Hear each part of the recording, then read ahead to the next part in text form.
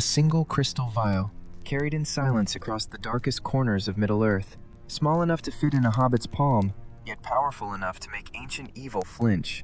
Tonight, someone very special is joining us by this fire to tell us the story herself. If you want to know how I got to Middle-earth, watch the video above the screen. Now sit tight, and don't let the flame die out. They call it a gift, and yes, I gave it freely. But let me tell you, nothing that holds the light of Eärendil is ever truly small. After Gandalf fell in Moria, the Fellowship came to me, to Lothlorien. Frodo gazed into my mirror. He saw things that were, things that are, and things that had not yet come to pass. The mirror does not lie. It simply does not explain itself. And when the time came for them to leave, I gave gifts.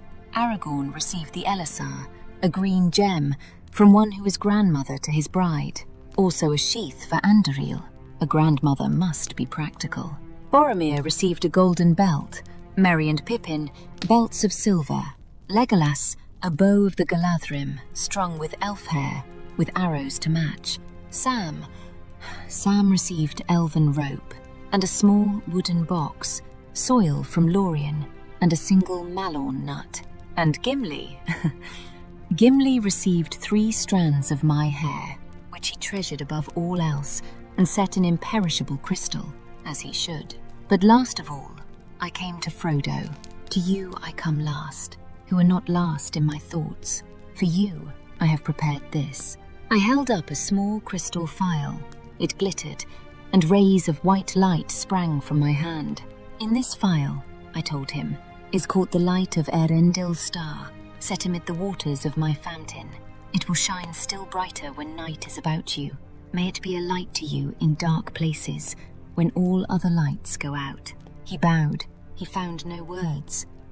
Sometimes silence is the most honest response. Now, you must understand what that light truly is.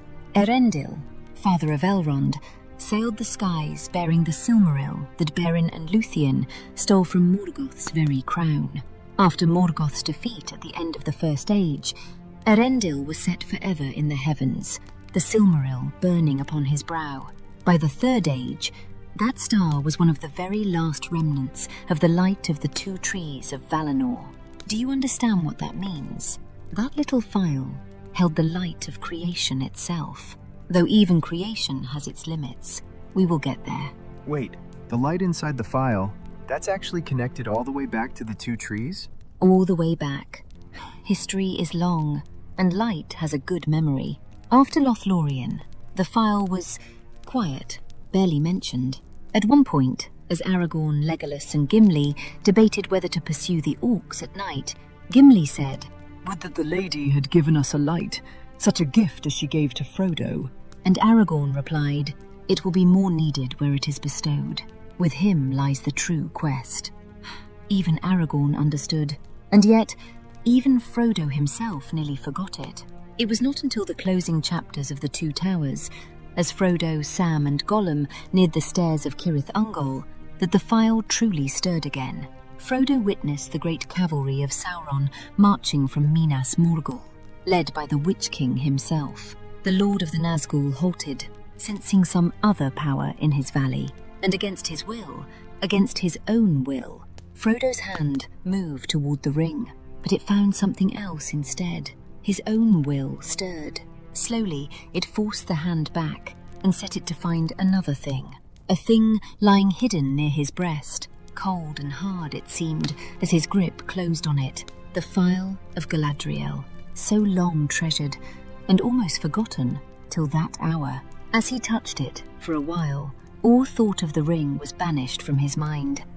Even I did not know it would work quite like that, but I am glad it did. The Witch King continued on his march. The hobbits continued on their path, and the next day, after Gollum's treachery was finally revealed, Sam reminded Frodo it was to be a light when all other lights go out. Slowly, his hand went to his bosom. Slowly, he held aloft the phial. For a moment it glimmered, faint as a rising star struggling in heavy eastward mists. And then, as its power waxed and hope grew in Frodo's mind, it began to burn and kindled to a silver flame. a minute heart of dazzling light, as though Eärendil himself had come down from the high sunset paths with the last Silmaril upon his brow. The darkness receded from it until it seemed to shine in the centre of a globe of airy crystal, and the hand that held it sparkled with white fire.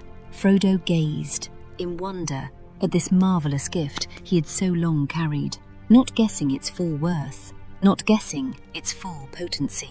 He really should have used it sooner. And then, from somewhere deep in him, words came unbidden, words he did not know he knew. Aya, Eärendil, Elenion, and Kalima. Hail, Eärendil, brightest of stars. Another voice spoke through his, clear, untroubled by the foul air of that pit. Of course. Frodo was then poisoned by Shelob, and the phial passed to Sam. Sam used it to escape the spider's lair, and then he used it again at the Tower of Cirith Ungol to face the Watchers, 2 carven figures, each formed of 3 bodies, faces of vultures, eyes of black stone, inhabited by some dreadful spirit of evil vigilance. Sam could not cross the threshold. Their power held him back. Then, greatly daring, because he could think of nothing else to do, he drew out the phial and held it up. Its white light quickened swiftly. The shadow under the dark arch fled. The monstrous Watchers sat there, cold and still, revealed in all their hideous shape. For a moment, Sam caught a glitter in the black stones of their eyes, the very malice of which made him quail. But slowly, he felt their will waver and crumble into fear. Then he sprang past them. Sam Gamgee, running past creatures of ancient dread, with my phial in his hand. I love Sam so much. As do I. Sam carried the phial through the final stages of their journey across the dark and deadly plains of Mordor. It stayed hidden until they came at last to Mount Doom itself, and there, after his confrontation with Gollum, sparing his life, Sam ran to the very crack of doom, trying to catch Frodo. He could see nothing. In his great need, he drew out the phial once more, but it was pale and cold in his trembling hand, and threw no light into that stifling dark. He was come to the heart of the realm of Sauron, the forges of his ancient might, the greatest in Middle-earth. All other powers were here, subdued. Here, in the very heart of Mordor, even the light of the Silmaril of Eärendil could not penetrate the darkness. There are places even starlight cannot reach.